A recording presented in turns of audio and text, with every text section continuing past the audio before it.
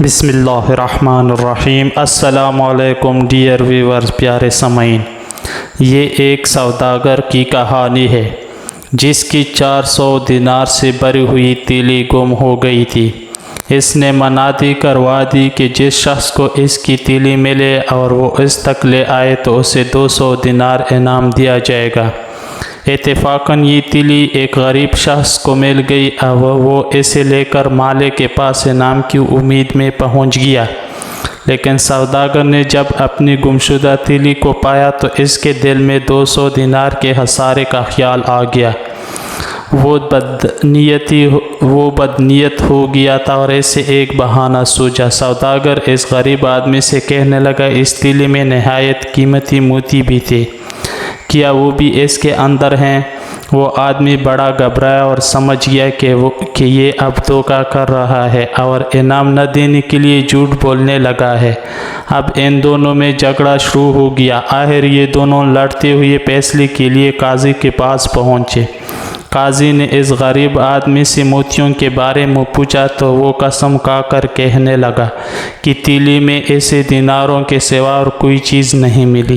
اب قاضی نے سوداگر سے پوچھا کہ بتاؤ وہ موتی کیسے تھے؟ سوداگر نے الٹی سیدھی باتیں کی اور کچھ صحیح نہ بتا سکا۔ قاضی سمجھ گیا کہ یہ جھوٹ بول رہا ہے اور جھوٹ سے مقصد اس کا یہ ہے کہ اپنے اعلان کے مطابق اسے انعام نہ دینا پڑے۔ قاضی نے کہا کہ میرا فیصلہ سنو۔ اے سوداگر، تمہارا دعویٰ ہے کہ تمہاری تیلی گم ہو گئی ہے جس میں دینار تھے اور موتی بھی تھے، اور یہ آدمی جو تیلی لایا ہے اس میں کوئی موتی نہیں ہے، لہٰذا میں اس نتیجے پر پہنچا ہوں کہ یہ تیلی تمہاری ہے ہی نہیں۔ تم اپنی گمشدہ تیلی کے لیے دوبارہ منادی کرواؤ۔ ممکن ہے تمہاری گمشدہ تیلی تمہیں مل جائے جس میں وہ موتی بھی ہوں اور تم بامراد بن جاؤ۔ یہ تیلی تو تمہاری نہیں ہے۔ اب قاضی نے اس غریب آدمی سے مخاطب ہو کر کہا، یہ تیلی 40 روز تک احتیاط سے رکھو، اگر اس کا کوئی دوسرا دعوے دار نہ ہو تو یہ تمہاری ہے۔